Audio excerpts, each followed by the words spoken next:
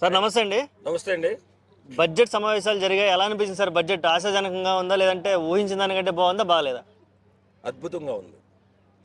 ఎంత అద్భుతంగా ఉందంటే, అమ్మా తెలుగింటి కోడల సెల్యూట్, మీకు ముందుగా సెల్యూట్. ఎందుకంటే ఈ బడ్జెట్ మధ్యతరగతికి పేదవాళ్ళకి సంబంధించిన బడ్జెట్.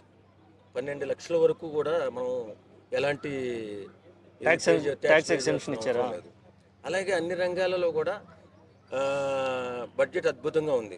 వాస్తవంగా మధ్యతరగతికి సంబంధించిన బడ్జెట్ ఈ బడ్జెట్.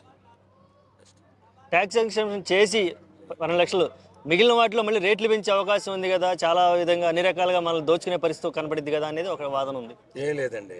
ఇప్పుడు మనం ఇది 8వ సారి అనుకుంటాం మేడం బడ్జెట్ ప్రవేశపెట్టడం కదా. ప్రతి సంవత్సరానికి అద్భుతంగా మేడం ఇంప్రూవ్ చేసుకుంటే ఈవేళ పెట్టినటువంటి ఈ 8వ బడ్జెట్ ఇది పూర్తిగా తెలిసిన వాళ్ళకి తెలుస్తుంది. అది చాలా అద్భుతంగా ఉందండి. కొంతమంది అంటున్నారు తెలుగు రాష్ట్రాలకి ఏమి ఇవ్వలేదు. అవును, ఓవరాల్ గా దేశాన్ని దృష్టిలో పెట్టుకుని బడ్జెట్ తయారు చేసిన తప్ప తెలుగు రాష్ట్రాన్ని ఒకదానికే దృష్టిలో పెట్టుకోలేదు. ఇతర రాష్ట్రాలకి కేటాయించినవి కూడా కేటాయించలేదు. అందులో కూటమి ఉంది, మనం ఎంపీలను ఇచ్చాము, 20 మంది ఎంపీలను ఇచ్చాము, వీళ్ళు కూడా ఏం మాట్లాడలేదు, ఏం అడగట్లేదు అని. సాక్షి టీవీకి ఒక ఛాలెంజ్ చేస్తున్నా. నీ టీవీ డిబేట్ లో నీ వాళ్ళు తప్ప, నీ పార్టీ వాళ్ళు తప్ప ఏ రోజైనా పక్క పార్టీ వాళ్ళని కూర్చోబెట్టి డిబేట్ చేసావా? అంటే ప్రజలు కూడా చూస్తుంటారు, మరి అబద్ధాలు అయితే చెప్పరు, వాస్తవాలే చెబుతారు వాళ్ళు కూడా. వాస్తవాలు చెప్పేలా ఉంటే ఆ టీవీని అంత నీచంగా ఎందుకు చూస్తారు జనాలు? ఇప్పుడు నువ్వు టీడీపీ వాడిని, కాంగ్రెస్ వాళ్ళని అందరిని కూర్చోబెట్టి కదా నువ్వు డిబేట్ చేసేది. నీ డిబేట్ నేను సాక్షి టీవీ చూస్తుంటా. ఎంత నీచంగా మాట్లాడుతూ ఉంటాడు ఆ యాంకర్ వాడు. ఏం పేరు అని పేరు నాకు తెలియదు కానీ, ఇప్పుడు యాంకర్ అనేవాడు కూల్గా మాట్లాడాలా, అది ఎవడో ఏ తప్పు చేసా అలా చెప్పాలా.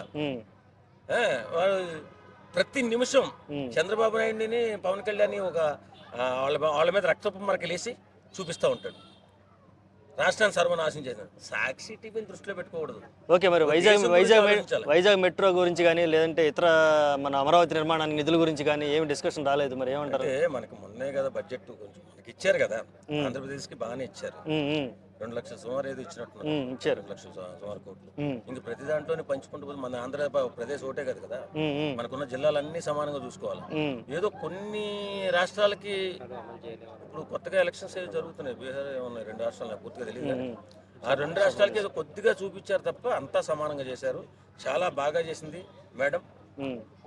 అద్భుతమైన బడ్జెట్ గా దీన్ని చెప్పుకోవచ్చు. ఓకే, హల్వా మీకైతే హల్వా. ఓకే, సెల్యూట్ చేయాలండి ప్రతి ఒక్కరు. ఎక్కడ ఎవరికి అన్యాయం జరిగినట్లేదు. అంతా కూడా పేద ప్రజలకి అనుకూలంగా ఉన్న బడ్జెట్ ఈ బడ్జెట్. ఈ 8 బడ్జెట్లో అద్భుతమైన బడ్జెట్ ఏమంటే 8వ సంవత్సరం బడ్జెట్.